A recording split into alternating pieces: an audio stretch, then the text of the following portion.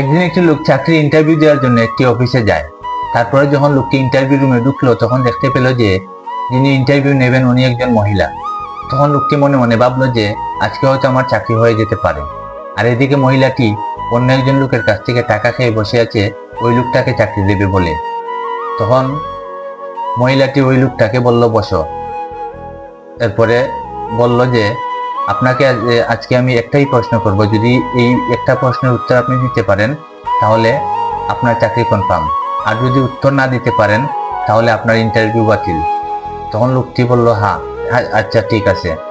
তখন মহিলাটি প্রশ্ন করলো যে আপনাকে যদি বলা হয় যে সুন্দরবনের মতো জঙ্গলে এক রাত কাটাতে হবে তাহলে আপনি কি করবেন? তখন লোকটি বলল, আমি সুন্দরবনের মতো জায়গায় রাত কাটাতে পারবো। তখন মহিলাটি বলল, কিভাবে পারবেন? ওই জায়গায় তো অনেক হিংস্র জন্তু এবং পশু পাখি রয়েছে। তখন লোকটি বলল, হিংস্র জন্তু এবং পশু যেগুলো আছে সবগুলাই তো মাটিতে থাকে, আমি গাছের উপরে চড়ে ওই জায়গায় থাকার ব্যবস্থা করব। তখন মহিলাটি অবাক হয়ে গেল এবং লোকটিকে চাকরি দিয়ে দিল। তো ভাগ্যে যদি আপনার কিছু থাকে ওই জিনিসটা অন্য কেউ টাকা দিয়ে কিংবা কোনোভাবেই কেড়ে নিতে পারবে না, আমি মনে করি।